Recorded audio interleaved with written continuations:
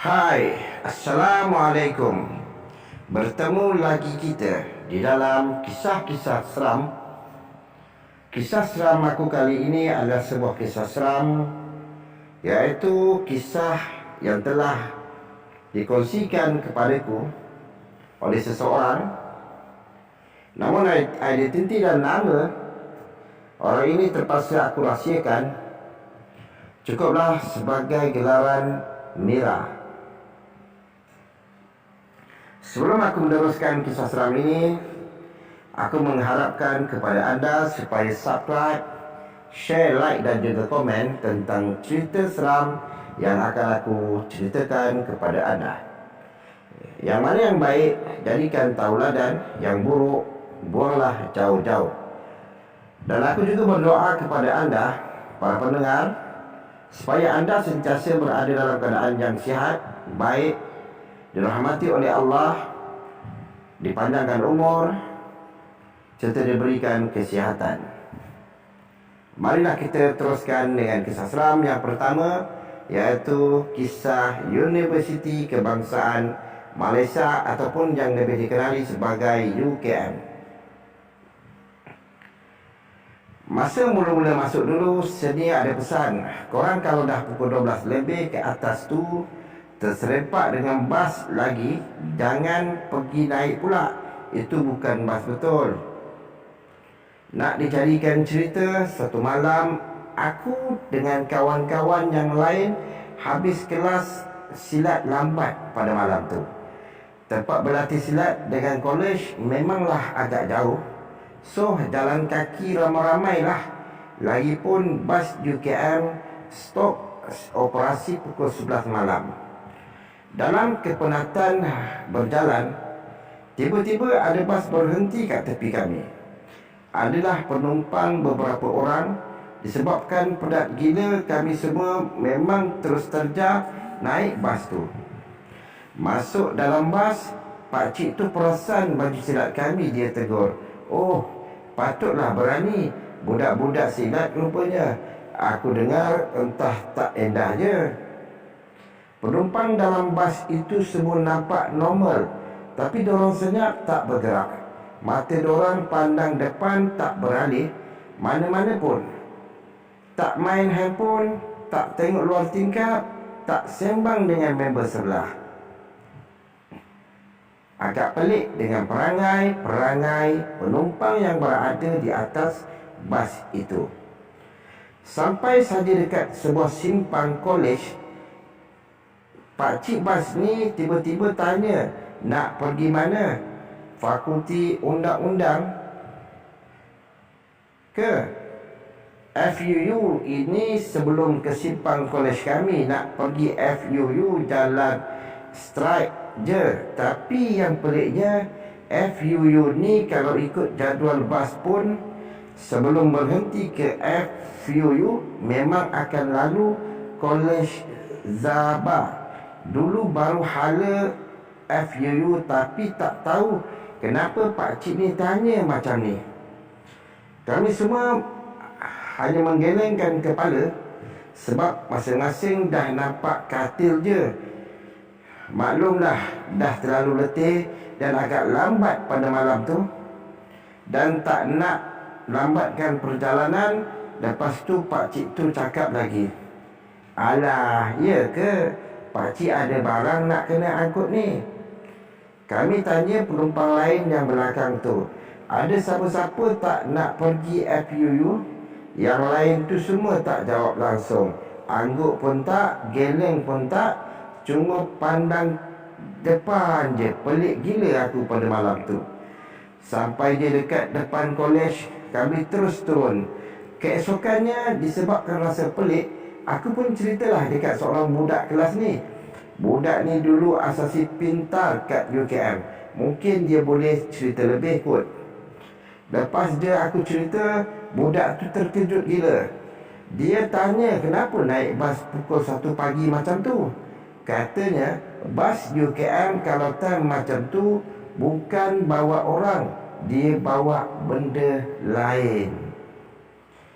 Katanya mitos UKM lah, memang ada bas beroperasi tengah malam buta macam tu, tapi bawa benda lain.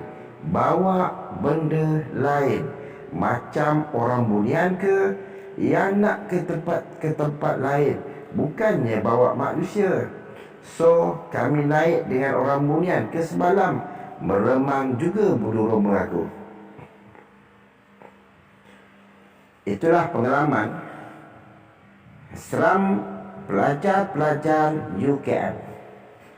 Kisah yang kedua iaitu kisah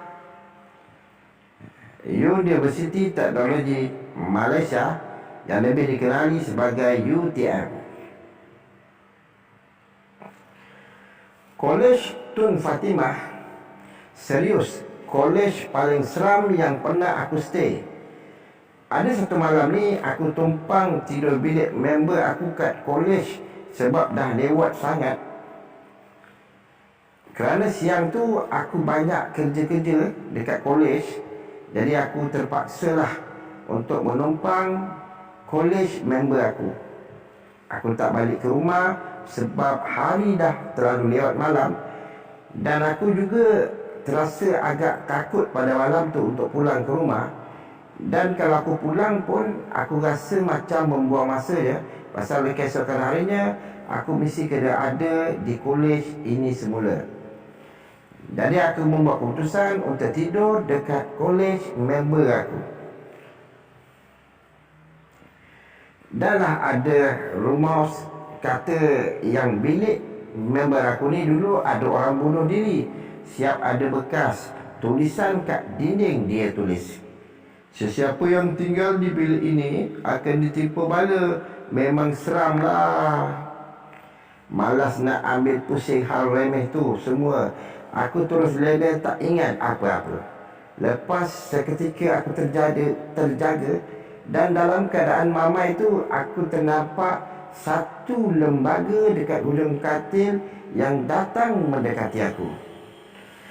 Aku berusaha nak bergerak sebab aku takut, dan aku sebenarnya macam aku still bermimpi. Tapi agaknya hantu tu marah. Dia tekan perut aku dengan kuku panjang dia. Masa tu aku terus boleh bergerak, dan aku bingkas pandang sekeliling bilik, tapi tak ada apa-apa pun. Aku terus tekan kawasan perut aku yang ditonyoh hantu tu tadi. Zap, perut dia memang terasa sampai ke tulang. Sebab takut sangat, aku tak tidur sampai ke subuh. Aku risau aku kena kacau lagi. Hantu yang aku lihat itu, iaitu hantu ni berambut panjang, dan mata hantu tersebut seperti orang yang dalam keadaan mengantuk, dengan matanya yang merah saga, dengan bau hamis yang keluar daripada hantu tersebut, dengan kukunya yang panjang, dengan gigi dia yang jarang-jarang memandang aku pada malam tu. Dan aku malas lagi nak berfikir tentang wajah hantu yang aku lihat semasa aku terjaga ketika aku tidur itu. Inilah kisah seram yang dapat aku kongsikan kepada anda. Dan kisah yang seterusnya iaitu University Science Malaysia, USM. Habis dia kerja, aku kat studio, terus aku start enjin motosikal. Dalam kepala ni dah terbayang keampukan katil dekat bilik tidur aku. Walaupun nipis je tilam tu, sebenarnya tak kisahlah. Janji aku dapat tidur dengan lena. Lalu je dekat kawasan Tasik Harapan, aku pelik sebab ternampak ada seorang perempuan atau wanita tengah berjoging tengah-tengah malam macam ni. Semangat sangat nak diet ke? Dahlah berpakaian serba putih. Bila aku nampak wanita perempuan tu macam berlari ke arah Tasik, terbit pula rasa risau. Jangan-jangan dia nak bunuh diri tak? Bisik hati kecil aku. Aku terus berhentikan motosikal bila aku perasan dia betul-betul menuju ke arah Tasik. Kelam kabut aku dibuatnya. Aku cuba menerpa ke arah perempuan itu, gaya ala-ala hero drama Hindustan, nak selamatkan gadis impiannya. Tapi niat aku terbantut sebab perempuan tu bukannya terjun ke dalam Tasik, tapi dia berjalan ke atas air sampai ke tengah dan terus menghilang. Aku pun apa lagi, terus start enjin motosikal dan belah daripada situ. Memang gila lah kalau aku terus stay dekat situ. Walaupun kisah ni kisah yang agak pendek-pendek, namun ia adalah perkongsian tentang kisah dan pengalaman seseorang. Dan marilah kita ikuti dengan kisah yang seterusnya, iaitu University Putra Malaysia, UPM.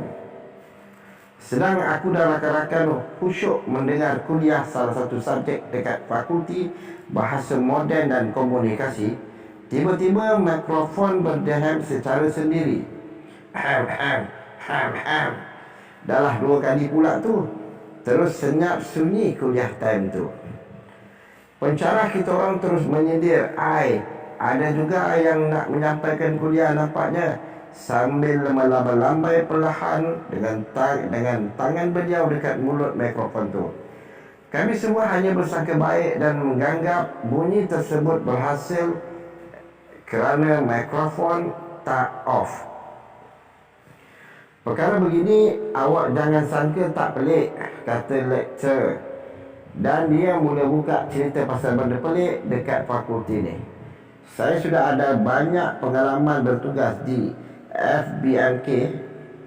Pernah satu ketika dahulu sedang elok saya mengajar, tiba-tiba slide putih depan ni naik secara automatik tanpa ada orang tekan switchnya. Pernah juga sedang elok saya masuk kuliah, kursi pensyarah tiba-tiba berpusing secara sendiri. Kursi pensyarah ni bukan kursi pensyarah lain, tepuk beliau pada kursi yang beliau tengah duduk.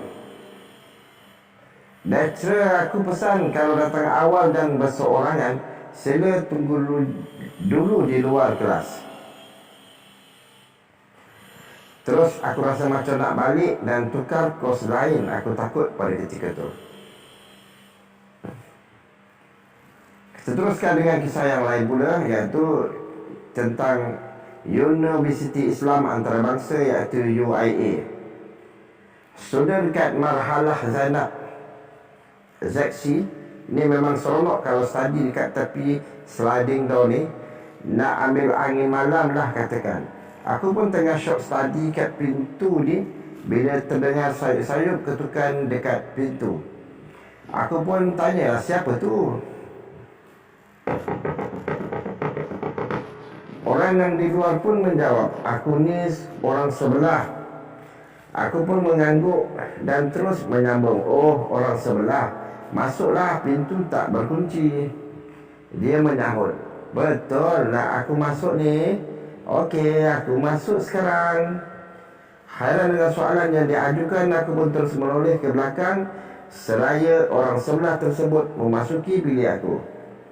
Memang terperanjat aku sebab memang orang sebelah yang masuk, tapi orang yang hanya berbadan sebelah dengan darah penuh meleleh dari kepala sehingga ke bawah.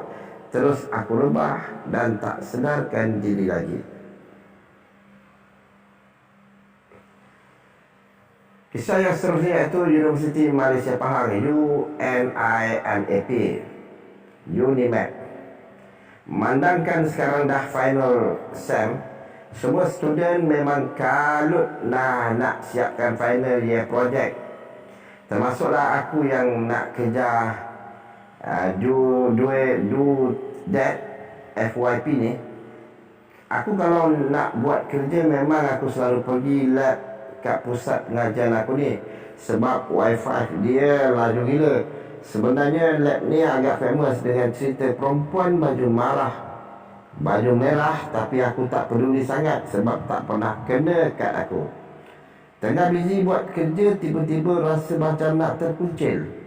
Terus aku hala ke tandas sebab memang dah tak tahan. Sampai di depan pintu tandas, aku terperasan perempuan berbaju merah sedang duduk mencangkung atas pintu tandas sambil lidahnya terjelir.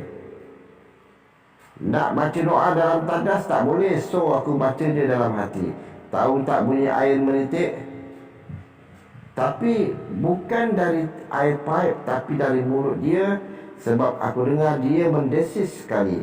Aku beranikan diri juga nak settlekan urusan aku. Lepas selesai, aku langkah kaki kiri keluar pintu tandas. Mulut aku terus je terkumat kamit baca ayat Al-Quran sambil kaki aku melangkah laju. Memang tak fikir apa, aku tinggalkan semua barang aku kat lab dan terus pecut hala balik kolej kediaman. Aku punya keselamatan aku lagi penting.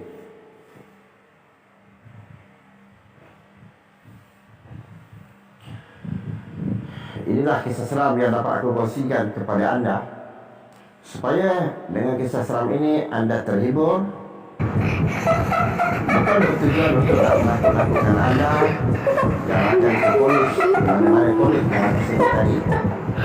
Namun dia hanya sekadar cerita, sama ada dia cerita benar atau cerita yang dipotong tambahkan ataupun cerita yang direka-rekakan. Apapun aku nak mengucapkan terima kasih kepada anda kerana sudi mendengar cerita seram daripada aku. Dan bertemulah kita lagi dalam kisah-kisah yang akan kita pendengarkan nanti. Bye.